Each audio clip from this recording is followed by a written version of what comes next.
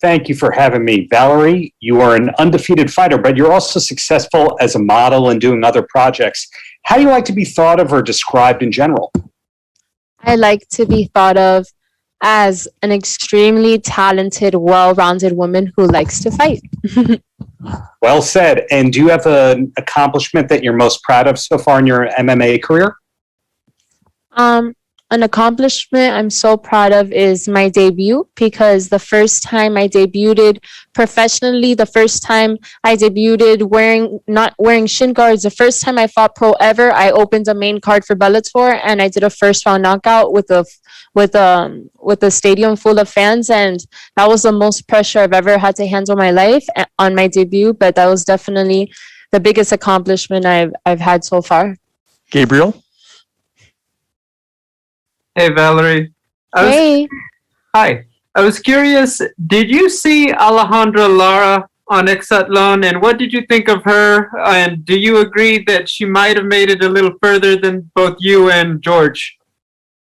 Honestly, I didn't really watch her at all, but I do know that during that whole season, they had COVID over there and they were sent home and stuff. So it kind of defeated the whole purpose of the show. So really, she didn't have a real experience like me and George did. And my second question, I want to ask you about your teammate, the captain at ATT, Kayla Harrison. I know a lot of people talk about maybe fighting your other teammate, Amanda, somewhere else, but how would you feel about her joining Bellator and the party over there at featherweight? Kayla honestly is an inspiration to me. She's an Olympic gold medalist. I always wanted to be an Olympian and I never made it there. So looking up to her, she teaches me a lot. And also I had the opportunity to help her for her last camp, and I would kick her and she would throw me on the floor. So just knowing that she taught me the best judo throws and how to defend them makes me feel very prepared for any fight I have coming up. But definitely I would love to see her in Bellator. I think it would be amazing, and I think she's an extremely high level talented fighter, and she's so strong nobody could beat her. Santiago? Hi, Valerie. Greetings from Amsterdam, and thank you for the time. Hi, thank you. This fight was supposed to be on May 7th, but it got delayed.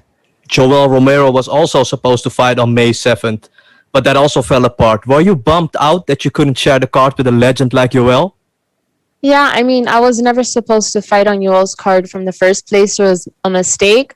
I was always told May 21st, and that's what I was prepared for. But I am sad Yoel didn't get to debut. I wanted to see him fight for Bellator already, and I want one day for there to be 2 Cuban champions. You are still very young in your career, but a lot of people questioned why you are not on the main card, because you naturally draw people to you. Did you expect it to be on the main card as well? No, I like fighting on the undercard. I like fighting early. I like fighting on YouTube. I like being able to eat after and fly straight home. I know that my performance reaches its audience on its own. I don't need to be on a main card to go viral. My talent and my crazy combinations and kicks will get me the viewers I need, and I'm dominating a whole Latin American market and bringing it to Bellator. Michael? Hey, Valerie, greetings from Puerto Rico. Hope you're doing well. Thank you for your time. I wanted to ask, what would a victory on Bellator 259 on Friday would mean to you and to the whole Cuban community?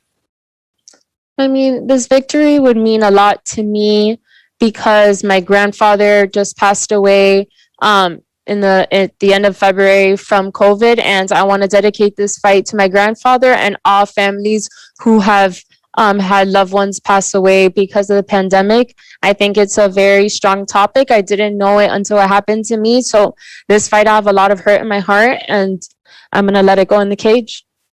And one last question. As a Latino, food is part of our culture. What are the principal challenges you face in terms of weight cuts and having to, go into a strict diet and everything to make this fight? Yeah. I mean, I've been cutting weight since, my dad, before I left, he showed me my credential when I was 6 years old, fighting at a Miami Open, cutting weight to 50 pounds at 6 years old. So I've been cutting weight my whole life since I was 6 years old, and there's pros and cons to it. There's cons because you develop eating disorders. There's pros because you know how to do it. We're nutritionists. We get paid to make weight.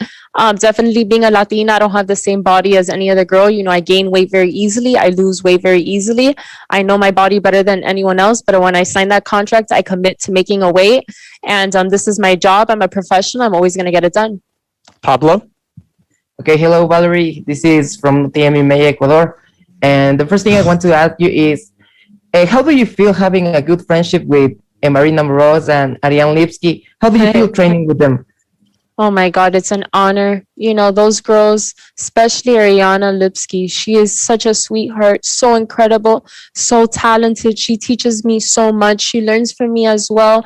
And really, the ATT girls we have, it's such a bond, and we are growing together. We're all winning together. And I know I'm 22 years old, I'm a baby, but I'm just so blessed to have those training partners around me to develop my career and be ready for the best of the best. Darnell? Hola, Valerie. Darnell from Miami here with MMA Island. How are you? Hi, from Miami. So you talked to Luke Thomas the other day, and you spoke about starting an eyelash company and a lot of other different things. Do you think you're setting a new standard for women making money outside of just fighting? You know, I believe that I was born to cross over beauty and elegance into mixed martial arts in a way that the world has never seen before. Valerie Loureda was born to do that. I'm going to do it. I'm doing it right now. God willing, I'm going to keep winning because there's no way that somebody beats me with the amount of hard work and passion I put into what I do. I was born for this, and I was born to be an icon for female mixed martial arts. Jim? Yes, can you hear me okay?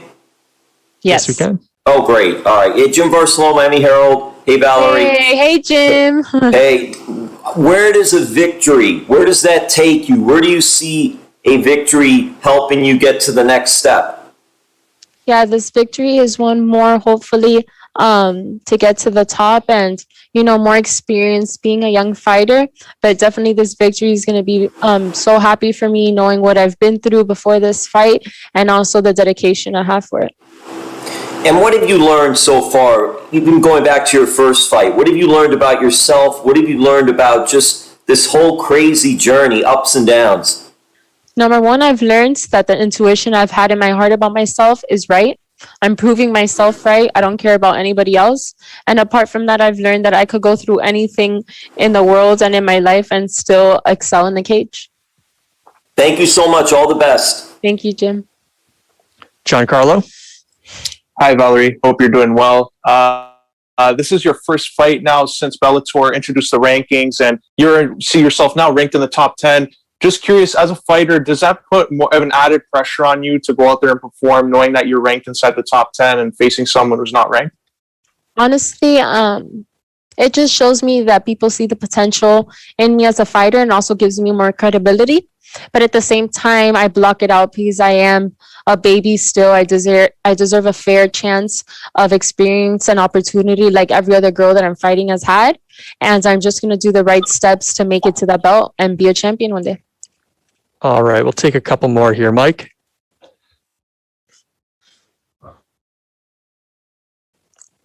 Mike, go ahead.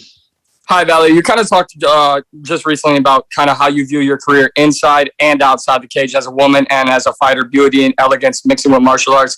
How do you feel about where we are in the sport, especially with Bellator in 2021, where you have that platform through your promotion that gets behind you and fully supports and gives you freedom of fighter and woman to do both of those? Yeah, definitely. I'm very blessed because if there's one thing about Bellator is that they allow me to brand myself, and that's how I've been able to grow so quickly between that and, you know, my knockouts. But I'm just so blessed and honored to be with this organization that believed in me when I had 3 amateur fights. And I said, you know, I promise you, I'm going to be the best in the world one day. I'm going to be the most recognized, well-rounded female mixed martial artist in the world. And they gave me this opportunity, and I'm proving it to them every day. Every day that I get to be here, I'm grateful. I'm thankful for this opportunity. And I promise you, I'm going to make this promotion proud. And I'm going to make sure everybody in the world knows what Bellator is, especially in Miami. Mark?